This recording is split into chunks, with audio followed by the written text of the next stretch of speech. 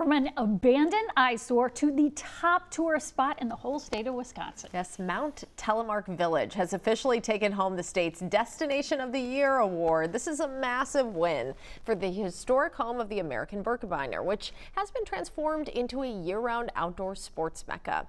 Amelia spoke with friend of the four, Ben Popp, who's the executive director of the American Birkebeiner Ski Foundation.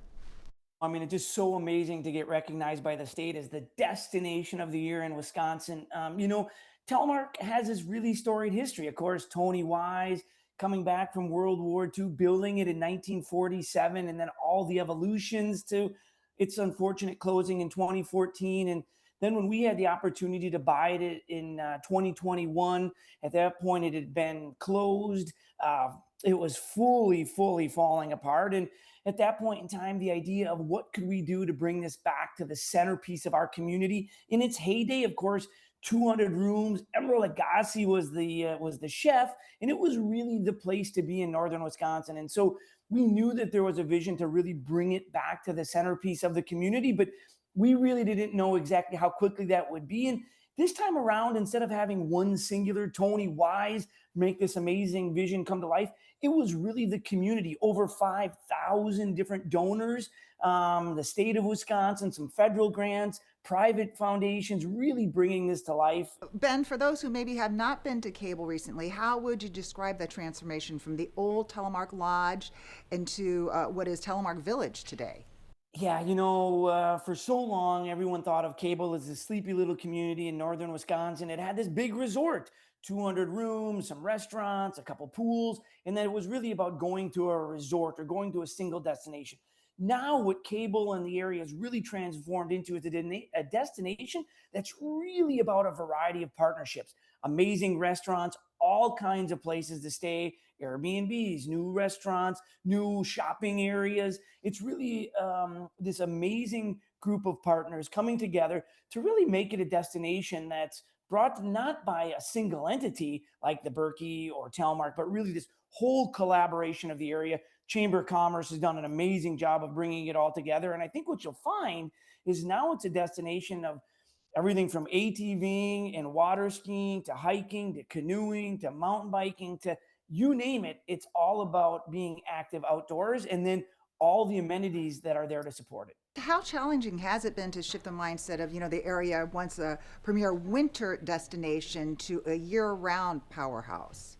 Well, that's actually a great question. I think really that evolution of what does it take to be a year-round destination versus just winter? And I think it's a variety of things, bringing on partners that support summer travel, resorts on lakes and things that like to do in the summer, as well as the mentality of business that we aren't only open during this season of January, February, March, when we have a lot of skiers and snowshoers and snowmobilers, but really actually there's a ton of opportunity the other times of year. So it's taken a lot of collaboration, a lot of input. And at the end of the day, the results are really what speak for themselves. And I think small business is now seeing the economic impacts, and we're really excited to see it growing quickly. What are you seeing in terms of the long-term vitality for Hayward and Cable small business communities out there? Yeah, that's just it. I think before the American Birkebeiner was so focused on the winter and cross-country skiing, and that's what we were known for. And now to really bring Mount Telemark Village alive is really a 365-day a year operation, from amazing mountain bike trails to observation towers to picnic areas to dog walking to roller skating to disc golf and everything in between. Really, it's meant to be a gathering spot so people can come together, be a part of a community, go out, venture in the woods, and then come back. And so we're really seeing it attracting people year round. In fact, our biggest weekend was just actually a couple weekends ago, the first week in June. That was unheard of before. Is there a next phase of development? Is there anything going on there that you're excited about, or is this pretty much you guys are done? Yeah, no, I think we kind of view it as a bicycle. If you're not pedaling it forward, it's going to fall over. So you have to continue to evolve. What is it the consumer wants? What is it that those that might want to visit want? And so I think the evolution will continue.